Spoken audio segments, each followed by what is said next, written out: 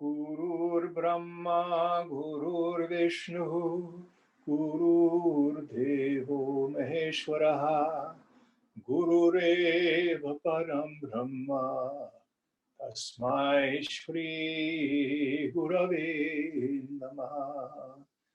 Chinmayam Vyapyat Sarvam, Trilokyam Sacharacharam, Tatpadam Darshitam Yena, Tasmai Shri Gurave Namaha. Tvameva Mata cha Pita Tvameva, Tvameva Bandhuscha Sakha Tvameva, Tvameva Vedya Dravinam Tvameva, Tvameva Sarvam Mama Deva Deva, Tvameva Sarvam Mama Deva Deva. Jai Guru.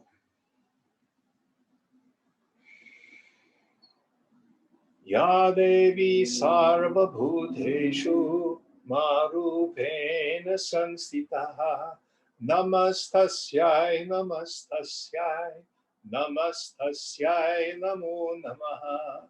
Ya Devi Sarva Bhuteshu Shakti Rupena Sanstitaha, Namastasyai Namastasyai Namastasyai Namo Namaha. Ya Devi Sarva Bhuteshu Buddhi Rupena Sanstitaha, Namastasyai Namastasyai Namastasyai Namo Namaha. Ya Devi Sarva Bhuteshu Lakshmi Rupena Sanstitaha, Namastasyai Namastasyai Namastasyai Namo Namaha. So last week we began to enter into one of the principal ideas that we will be covering in this text. We have three questions that we deal with. And as they're articulated in the Yoga Vasishta, I've borrowed them for this chapter. The three questions are, who am I? What is my essential nature? What is this world and how has it come about?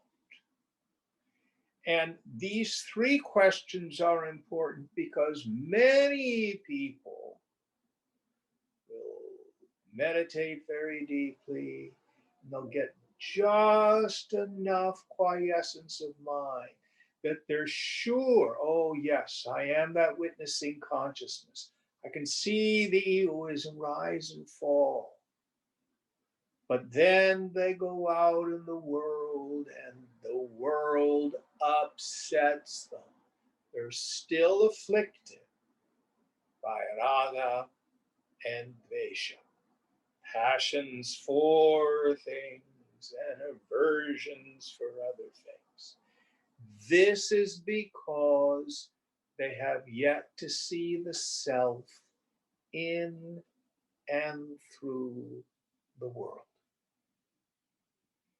And there are two ways we classically approach meditating on this. From one viewpoint, we can say it's all mithya, illusion, vaikatya, false. This world is dreamlike.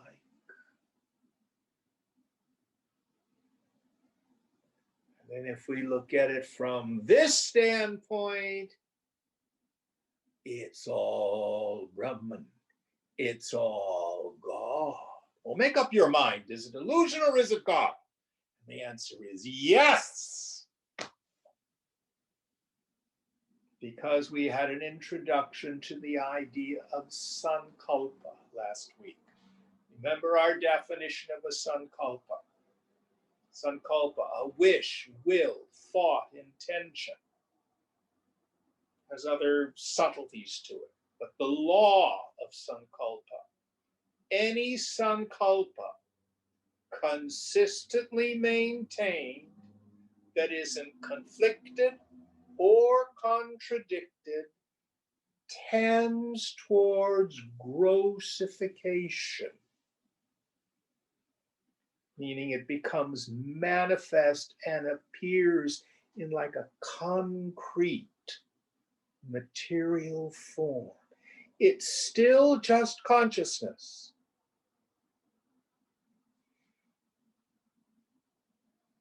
Most of us, our sankalpa is quite weak. And then we don't consistently maintain it. We lose interest. We think of other things. Or even if we do have a clear intention, then the thought is, oh, this couldn't possibly happen, or blah, blah, blah, blah, blah, blah. And the greatest of all diffusers is the firm conviction, my thoughts don't count, my thoughts don't matter, my intention has no meaning, the world is out there and separate from it. It causes my mind states. And yoga says, no, your mind states create your experience of the world.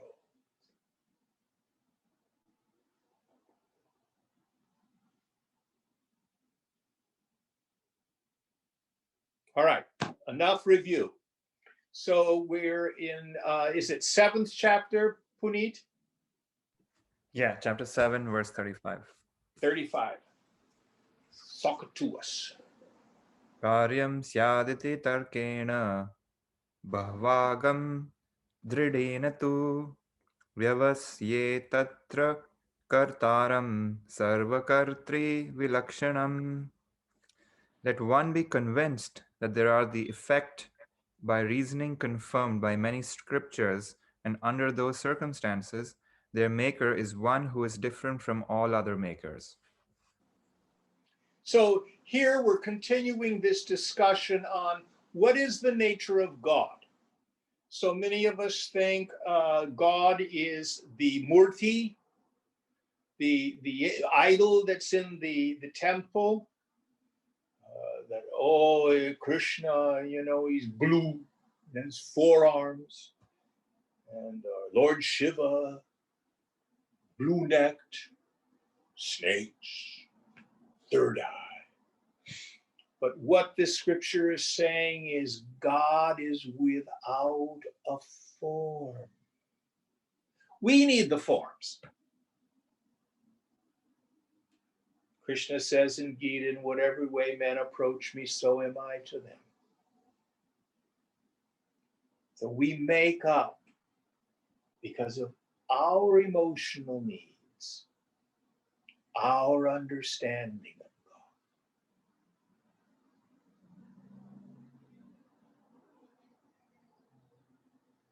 In the Hebrew scripture, it says God is spirit and is known in spirit. It's very close to the Vedanta. So this consciousness, this Brahman, this Tripuri, by its own inherent Maya Shakti, seemingly forks into subject object. The objects are nothing but that consciousness appearing as a world of name and form. But the consciousness, the material cause out of which it's all made, is never touched. Now, I want to deal with minor distinctions between some of the Tantra traditions and the Vedanta traditions. Both are Advaita, both are non-dual. In the Tantra traditions, some of the texts imply that consciousness actually undergoes a change. It has spanda, it vibrates. And that's what causes the world to appear.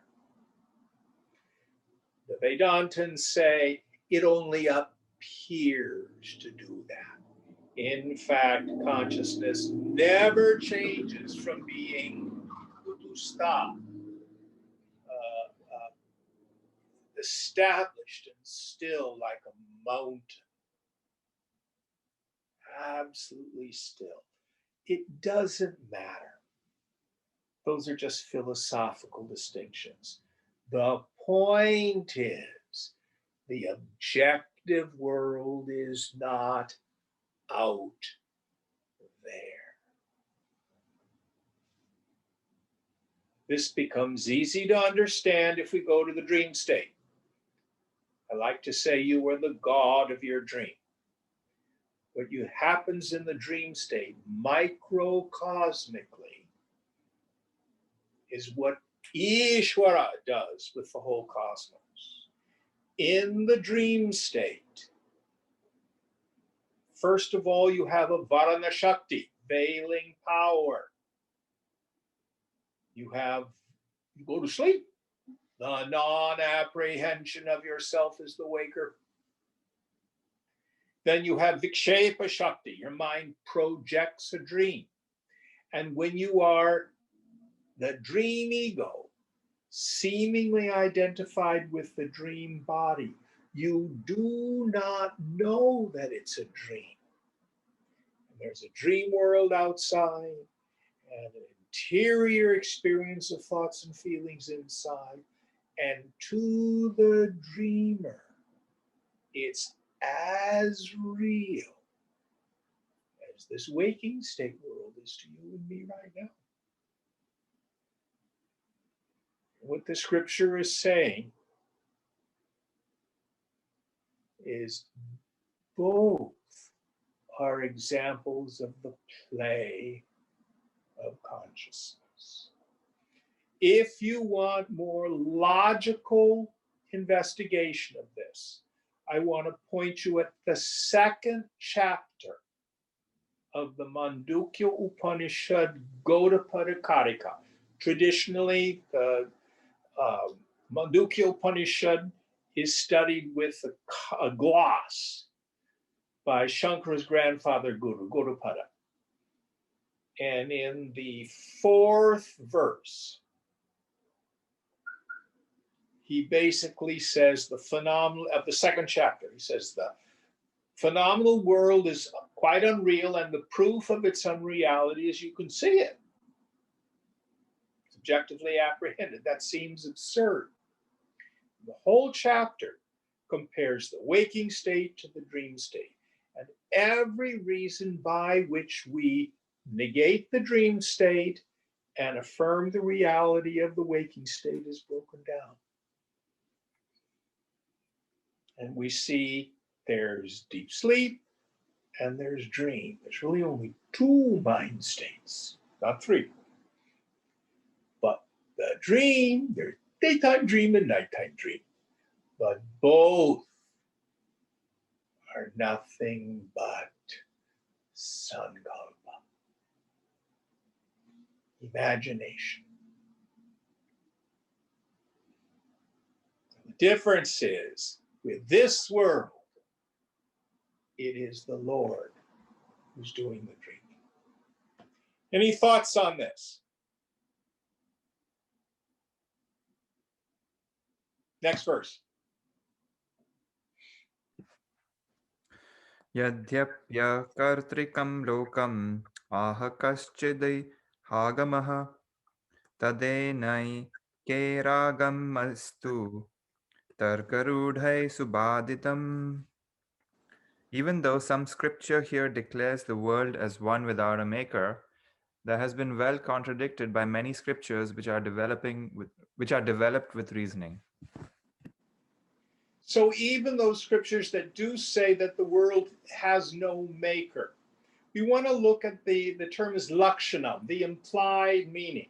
The world does not have a maker the way a potter makes a pot. When a potter makes a pot, what we're dealing with are three causes. We have what we call the efficient cause, the patar, the instrumental cause, the potter's wheel, and the material cause, the clay out of which you made the pot. And in that paradigm, the clay is different than the potter. The potter's wheel is different than the potter and the pot. So this world is not made in that way. The efficient cause of the phenomenal world is consciousness. The instrumental cause of the phenomenal world is consciousness. The material cause, the stuff out of which the universe is made, consciousness.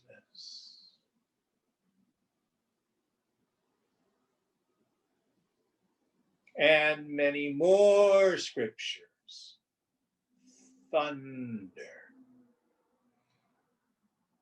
Sarvam Kalvidam Brahma. One of my favorite Mahavakyas. It's not one of the principal four.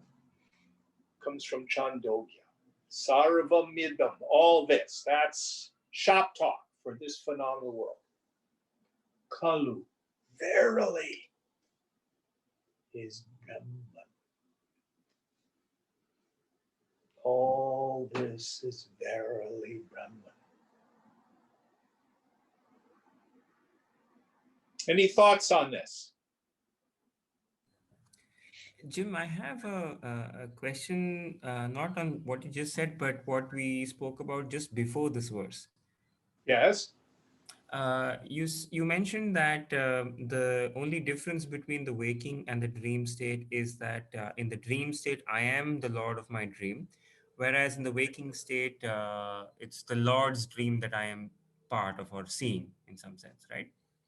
So when I look at my own dream, it's obviously clear that I am the Lord of my own dream because I have created everything and I experience it and so on. And in within that, when I look at my the so-called God of my dream, I don't consider anything particularly reverential about it because it throws up random images and visuals every other night, and there's nothing particularly reverential that of a feeling that it generates. By that same token, I mean, this will almost sound blasphemous. What is particularly reverential about the waking state Lord? Well, let's talk for a moment. How does the Lord actually do it? Let's look at the mechanics of it. And let's not get caught up in romanticization. Let's try to just look at the clear mechanics of the spirituality. Okay. God does not create the world at and to us. It's not like I'm this little being in this world and I'm a character in God's dream. It's kind of true, and actually there's more to it.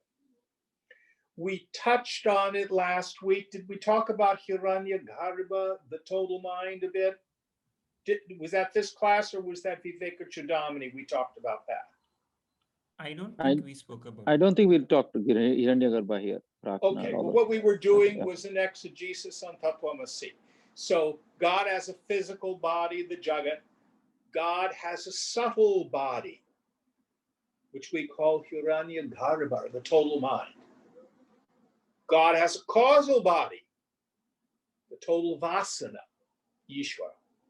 But the point that I want to get at here is God creates the world, manifests the world, not at us and to us, but as us and through us. And the best example I've found so far, it's some of you are too young to even remember this, but way back in the old-timey days, when you would go to the theater, you'd see this movie screen, and it was actually square. And if you looked behind you, way up high, there was a little window through which the movie projector was shining and projecting the movie onto the screen in the theater. Then it had to have been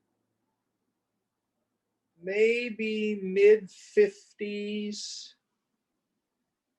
A whole new technology came about. It was called Panavision.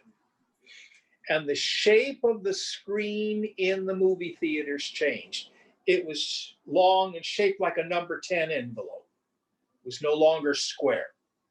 And I remember the very first Panavision movie. It was How the West Was Won. Beautiful. Had these panoramic views of the American West.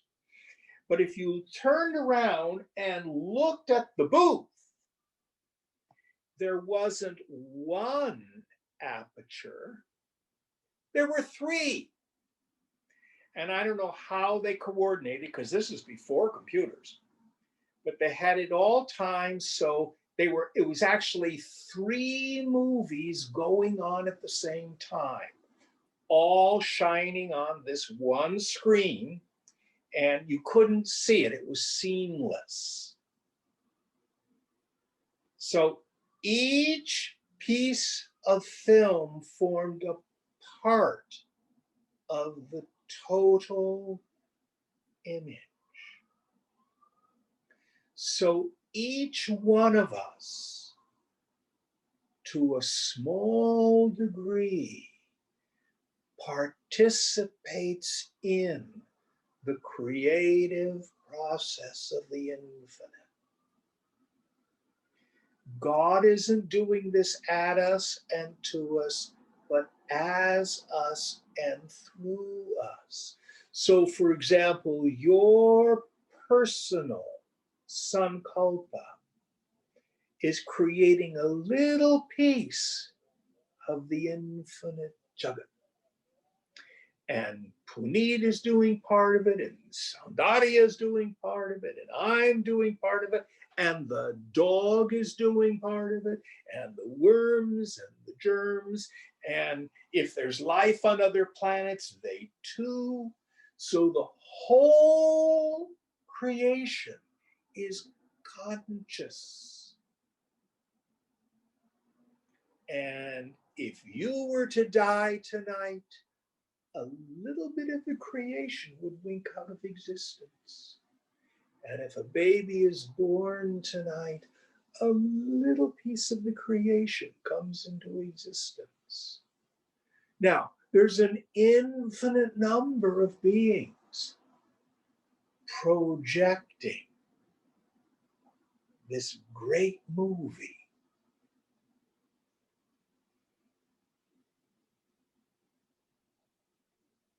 Now, the neat thing about it is the whole is greater than the sum of its parts.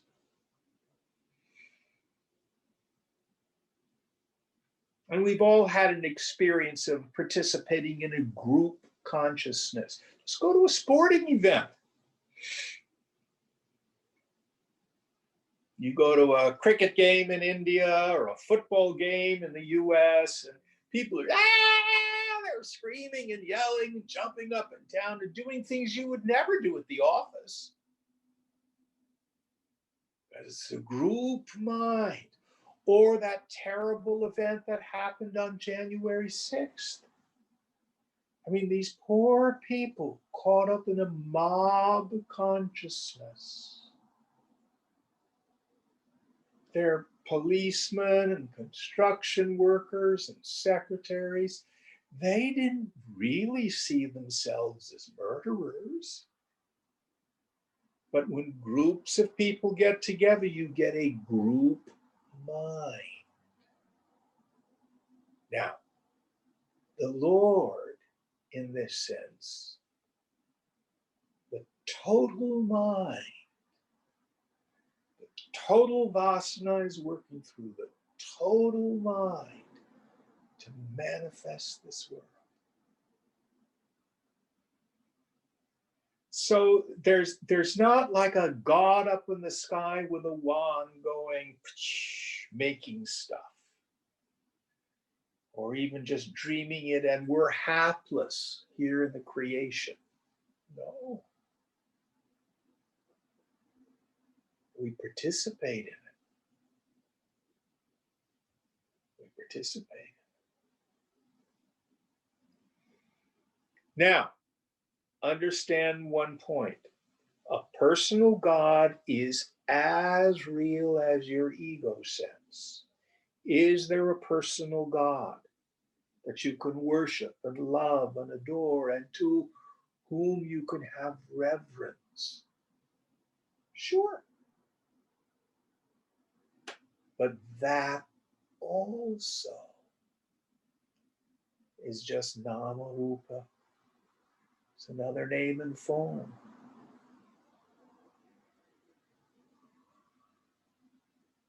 Contained within Brahman. Did that make it a little clearer? Thanks, Jim. It does make it clearer in the sense that I understand. I guess my trouble is I understand, but I don't quite feel. The place to start is to begin to disempower your belief in the solidity of the phenomenal world. Right. And you actually have experienced it at times.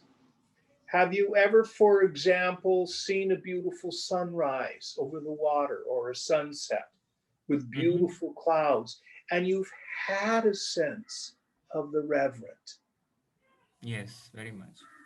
See, so you are seeing God in the manifestation. Or if you ever just really narrow your attention and look at a flower, or even a bug. You know, if your mind becomes quiet and you really look at something, beauty is revealed. There's a series of drawings. I can't remember whether they're pencil or pen and ink that Leonardo da Vinci did, and they were grotesque people from the streets of Florence. They were just ordinary workers and shopkeepers and stuff like that, and they've got big funny noses and warts and teeth and no chin. They're ugly people. But he saw them and drew these drawings, and they are beautiful.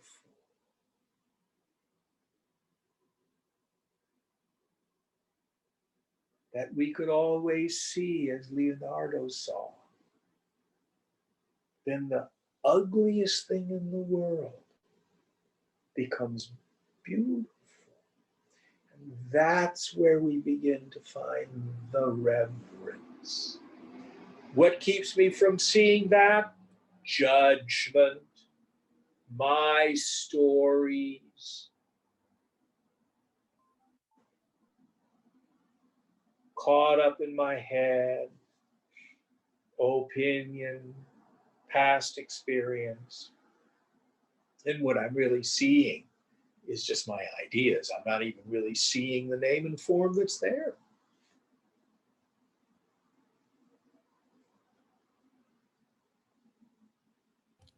That's very useful, Jim. Thank you. Very good question. Very good question.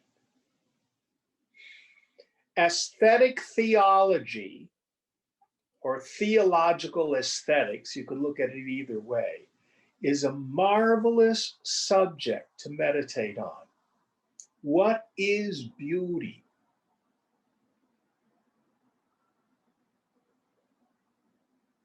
Why is it when I see something or hear a piece of music, I have the response that I love it?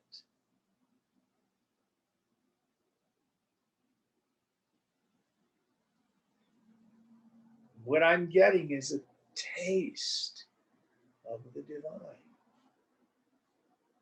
May not realize that's it.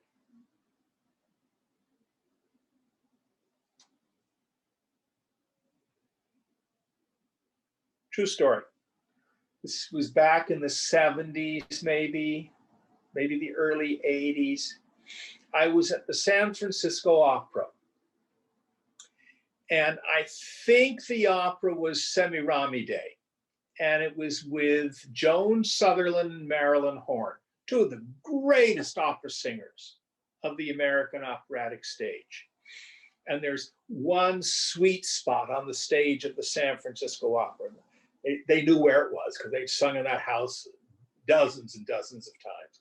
And there's this one incredible duet, and they just came down to the sweet spot. They didn't even bother with plot or anything like that. It's like the whole story stops, and they just stood there and sang this gorgeous music.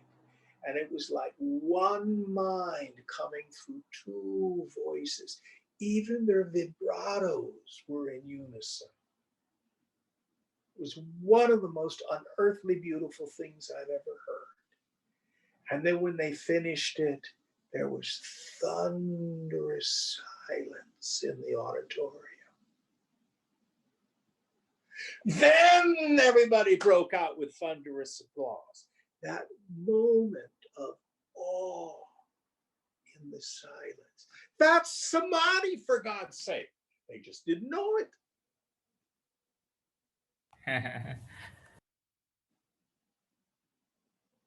Wasn't a thought in the room.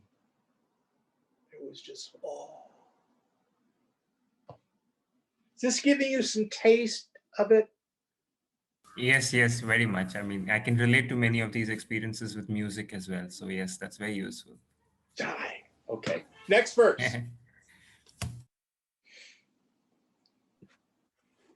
यत्रात् मनाश एवार्थ प्रत्यक्षैकसमाश्रयात् तदा गमाभावसमेव न तद्धीमः दाश्रयम् शुष्क तर्कैरकंसल्क लिप्तिं शास्त्रं तत्याज्यमेव.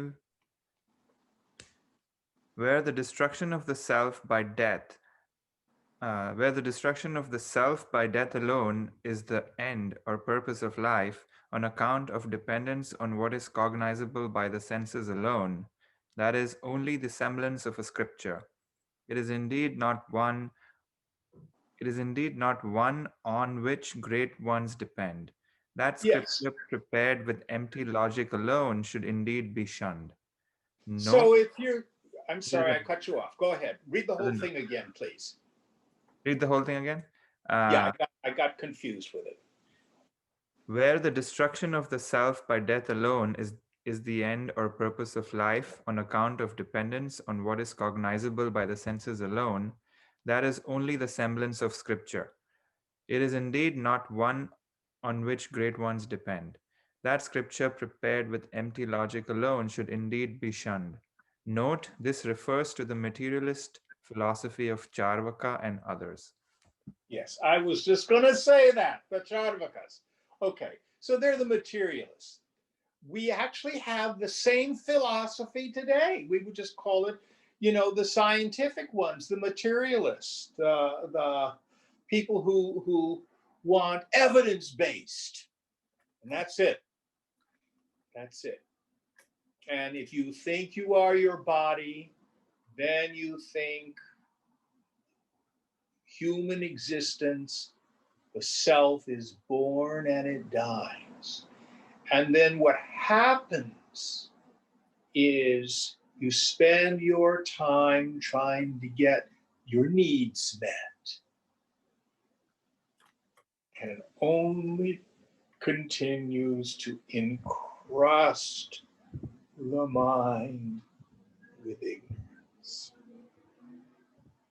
Now, just because lots of people believe something doesn't make it true. For example, for hundreds of years in Europe, intelligent, educated people were convinced that the world was flat and was the center of the universe. Didn't make it true, but a lot of people believed it. So the materialists, those who think they are scientific, what's so interesting is if they're unwilling to perform the experiments suggested by the scriptures. And never forget that contempt prior to investigation is unscientific.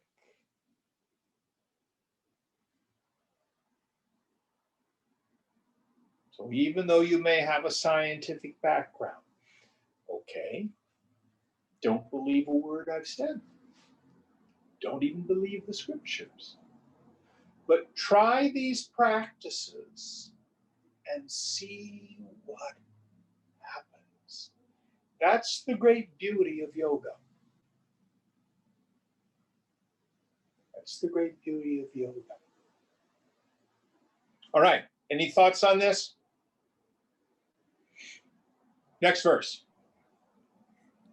Anyer apyuchyate kaichid jagadetat sanatanam abuddhim atkritarkam chet ye tachapya samanjasam kriyaya buddhipurvatvat abuddhau taddarshanat.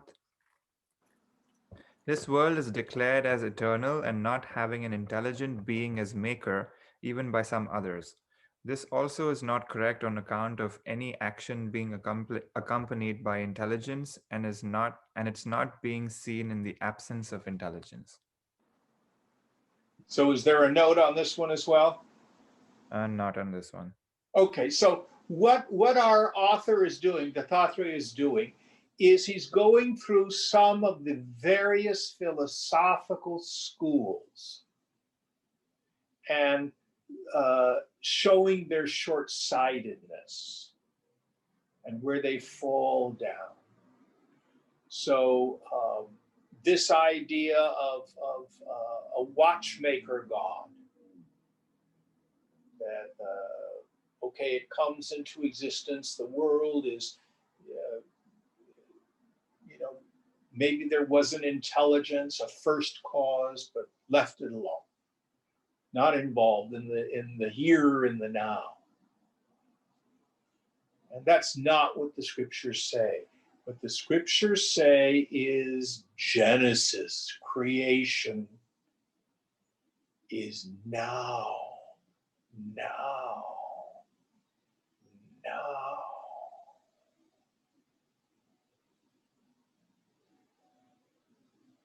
It's eternally arising in the now, and then shifting, and now, and dissolving, and now.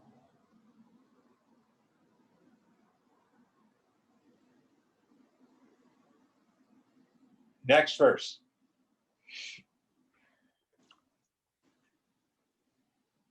Bahava gamopashtabhacha kartatra syadhi buddhiman buddhimat kartrikam karyam sarvatraiva hi darshanat. On the basis of many scriptures also, the maker here should indeed be an intelligent being. Also on account of observing quite everywhere that action or a thing has an intelligent being as its doer or maker. So what's so interesting? Even great scientists like Einstein was also a very deep mystic. Many people of science, as they begin to explore the universe, they see such an intelligence in it all.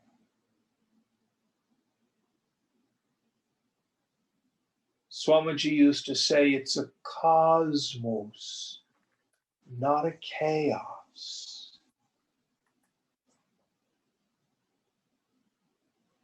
There's an order. There's principles that repeat themselves in all sorts of levels. Things like the spiraling of a conch, same proportions as a galaxy. You see the branching of a river, and it repeats itself in the branch of a tree and in the leaf of the tree. These things repeat over and over again, all through creation. It's incredibly intelligent and ordered.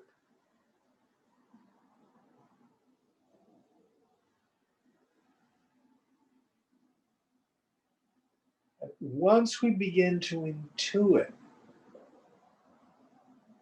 that we live and move and have our being in God, and it's all going to work out, it's all perfect. It's beyond our human understanding of good and evil.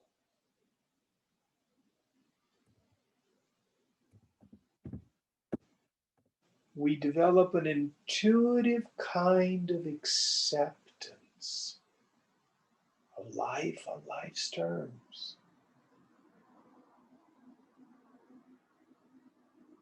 We don't fight it. We don't fear it. We don't struggle through life anymore. We go with the flow. All right, next verse.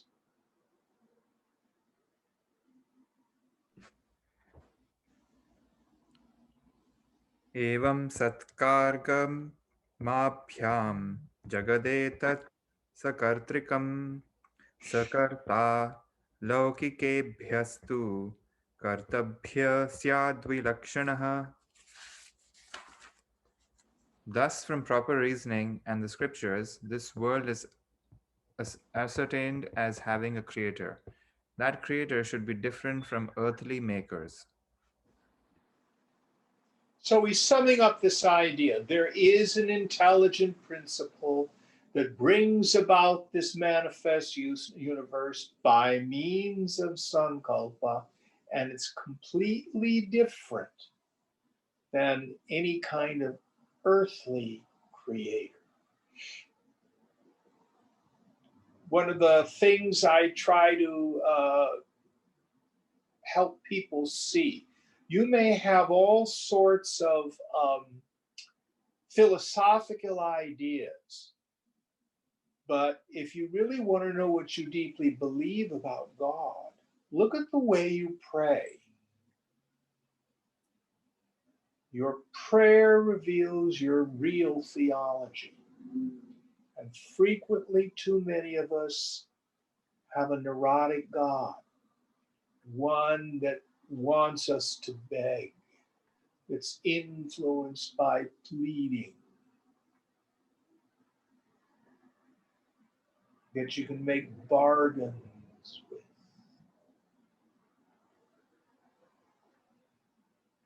There's no such God. There's no such God. God is not neurotic.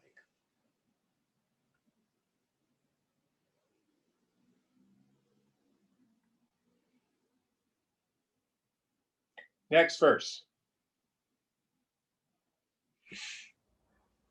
Karyasya chintaya Rupa Vajintya Nanta Shaktikah Apariच्छinna Samarthya Karyasnyanuganavataha.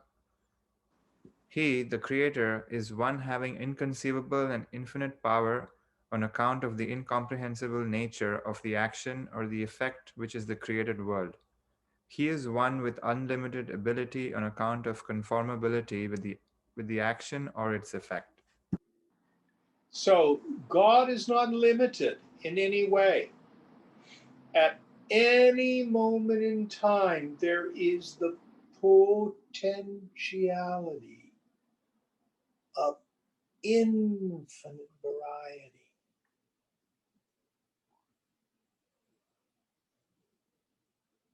Unlimited. Your sankalpa, my sankalpa, it has limits.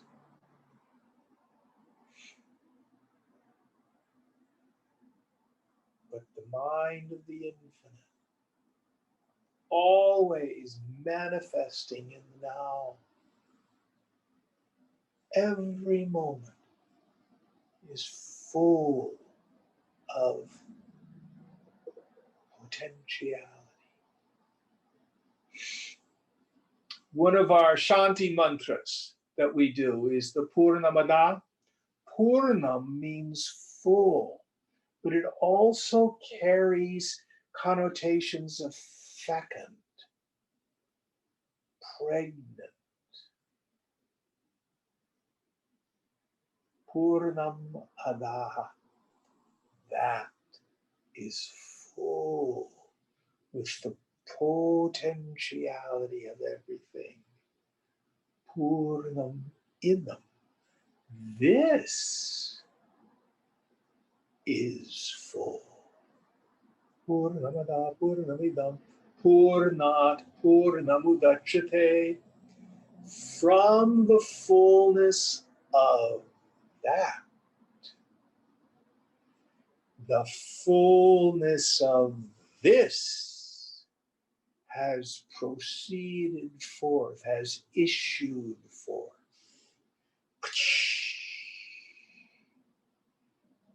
Purnat Purnamudachyate Purnasya Purnamadaya. When from the fullness of that, the fullness of this goes away, as it does from moment to moment. The this is always dying, and new this is coming. Purnam eva avashishyate. Fullness still remains. Marvelous, marvelous mantra. Any thoughts?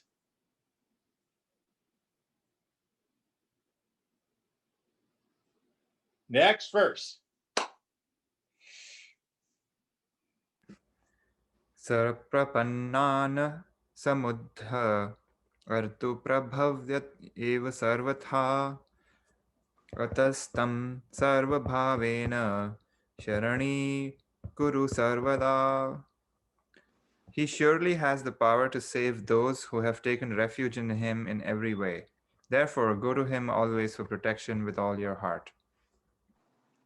So what the scripture is inferring, implying, pointing is what I call the salvific principle in humanity. We have two forces that are always working in the human heart. One is karma. I do an action,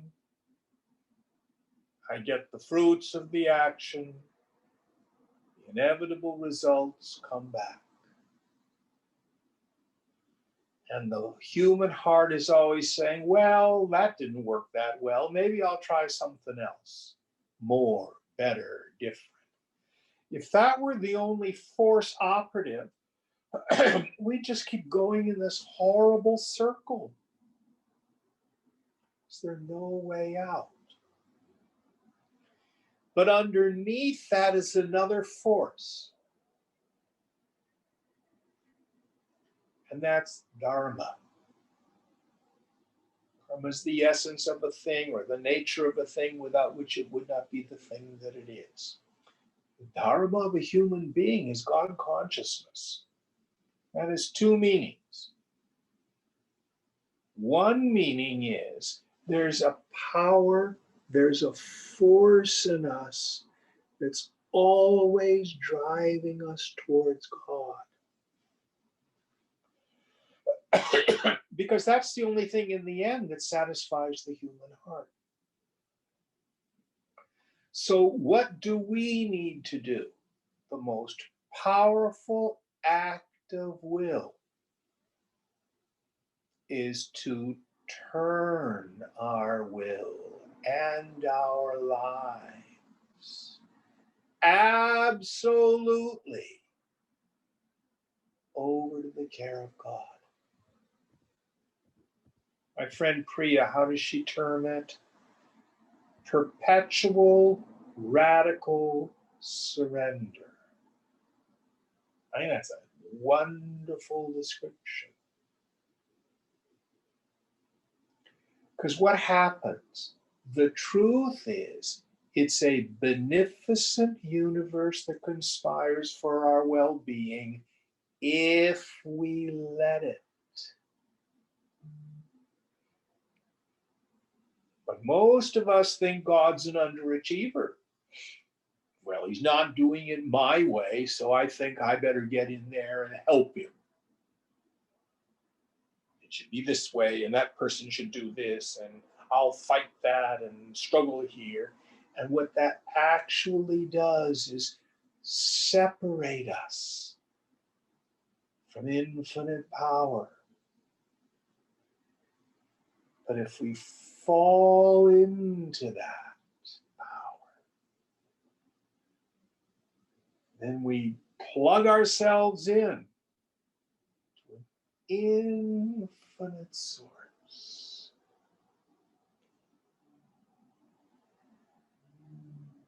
The Master Jesus was asked, essentially, how do you do all these miracles? And Jesus answered, I of myself do no thing. It is the Father within that doeth the work. My Father always hears me because I do his will.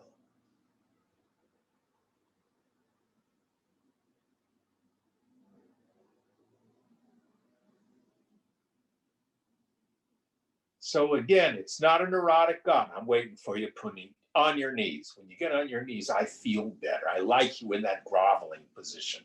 Now I'll let you have a little grace. No such God. But the grace and the love and the mercy and the forgiveness of God is a constant, just like it is the nature of the sun to shine. It is the nature of God to love.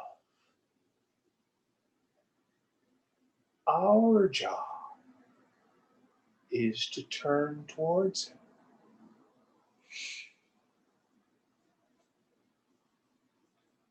Have any of you ever looked up the word grace in the dictionary?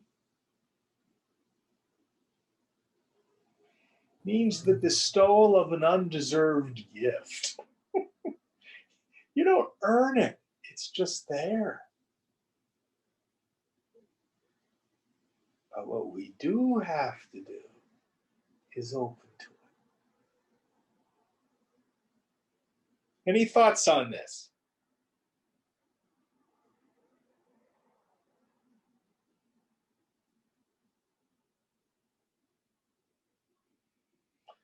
All right, next one.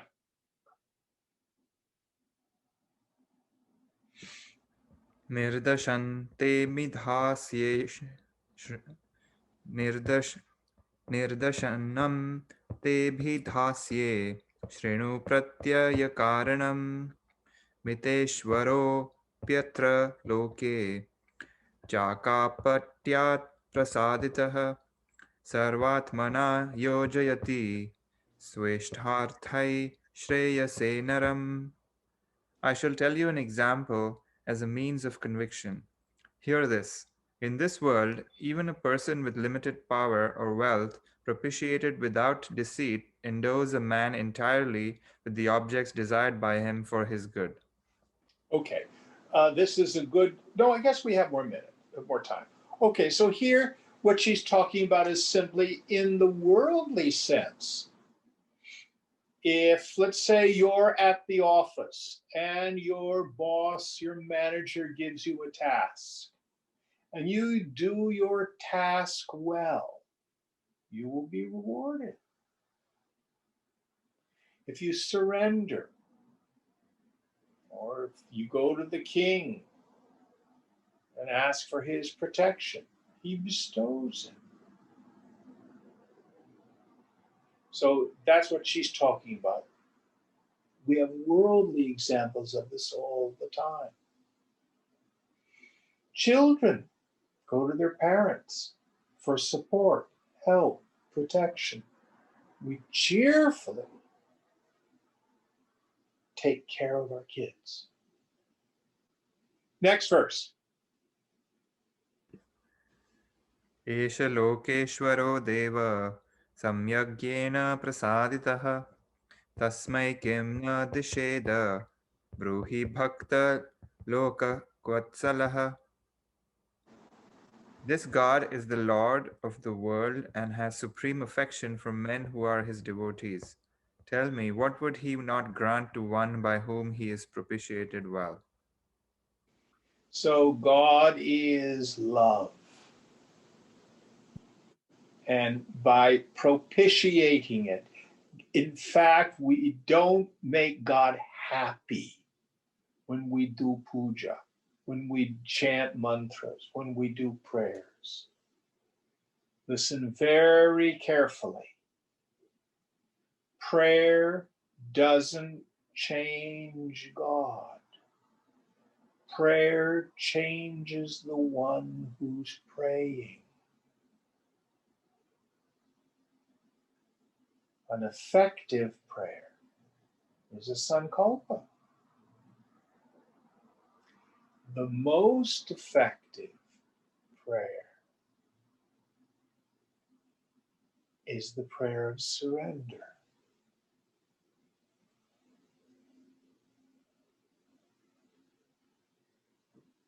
I can't, he can, I think I'll let him.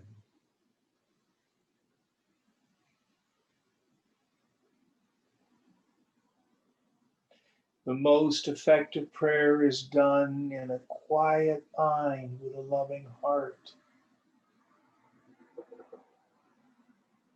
Frenzied or anxious prayer doesn't make a difference, doesn't fix God, change God. There's nothing you can do to make God love you more. All you can do is open, surrender, be quiet. Let the love of God rush in, which is always there.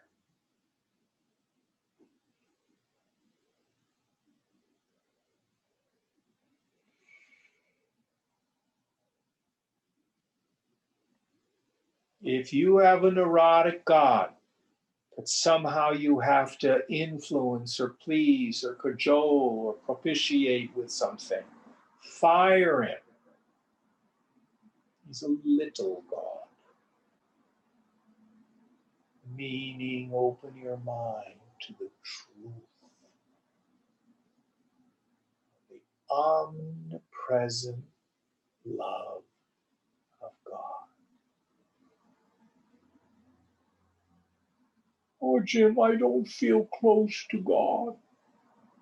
You don't feel close to God. Who moved?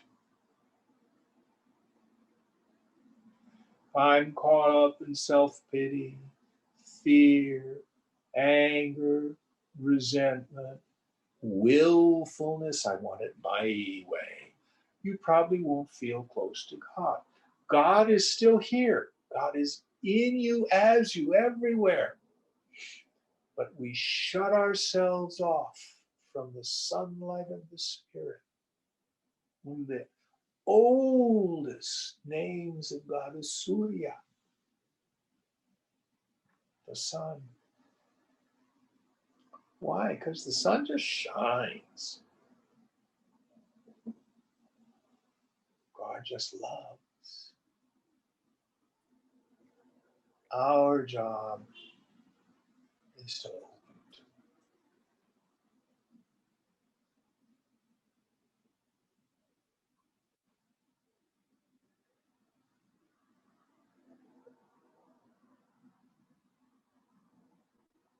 Now, we create names of God, the various forms, be it Ganesh or Saraswati, Lakshmi. Everybody wants Lakshmi on their side.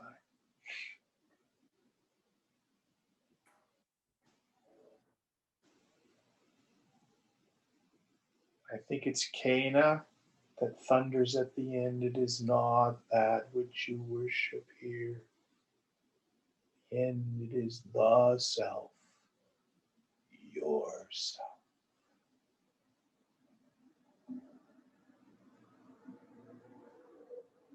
All right, one more.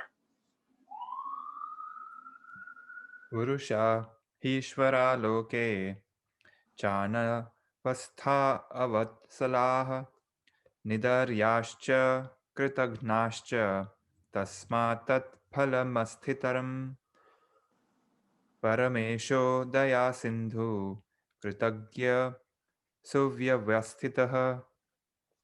Wealthy or powerful men in this world are unsteady, not affectionate, devoid of compassion, and ungrateful. Therefore, their rewards are uncertain. The Supreme Lord is an ocean of compassion, one who knows our deeds and is well settled. Was it Daya Sindhu? What was the description of the Lord? Daya Sindhu. I love that phrase. Ocean, ocean of compassion or mercy.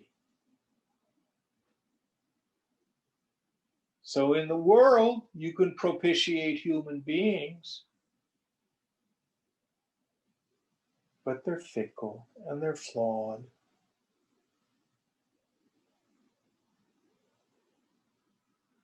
I was talking with a gal who's broke up with a boyfriend. She's got a broken heart. She's crying and crying and crying. And one of my regular responses is, there's only one lover who will never let you down. Only one. All the rest of us are flawed.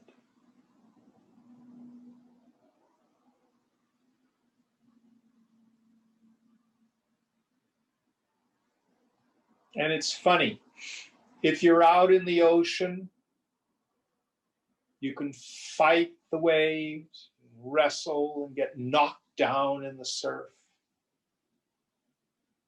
But if you dive beneath and just quit struggling and float, that same ocean holds you and bears you up. So also, it seems like we fight with life so frequently.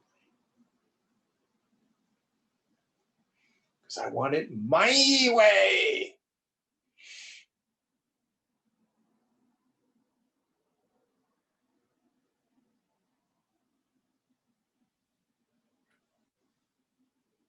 Fall into the Lord.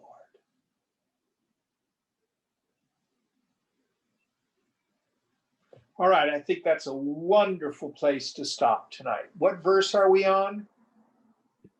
We finished 46, 47. We're going to do 48 next week. All right. We have a few minutes for questions. Doesn't have to be on the scripture, just anything else that comes to your mind.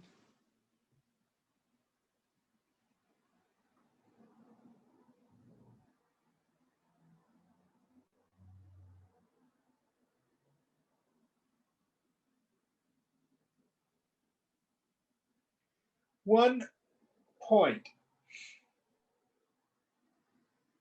I'm a firm believer that it's absolutely okay to be what I call spiritually schizophrenic. You may know that it's all Brahman, that it's all the self. There is no God separate from me. But you may enjoy worshiping God. I think the clearest example of this was the Saint Ramakrishna.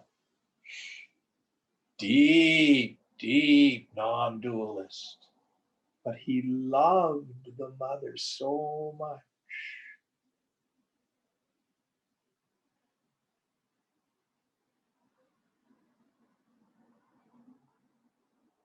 I'm a Vedanta and a non-dualist. But for most of my adult life, I was a professional singer, and most of the time I made my living working for the church.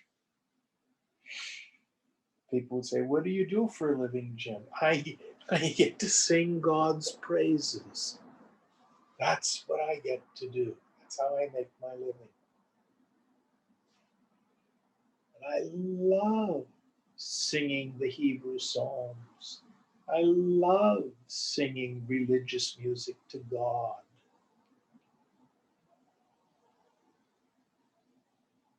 I love the dance. And so don't let that inconsistency be a barrier. If you have the soul of a bhakta and you want to love and worship, why not?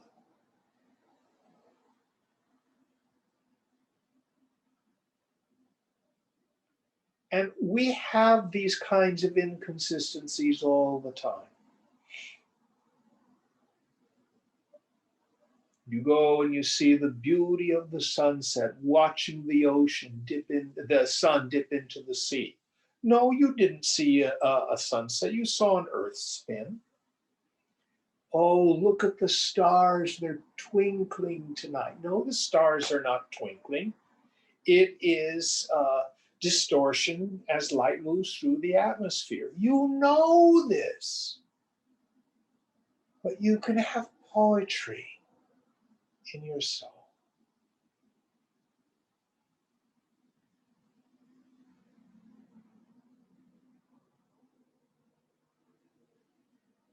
All right.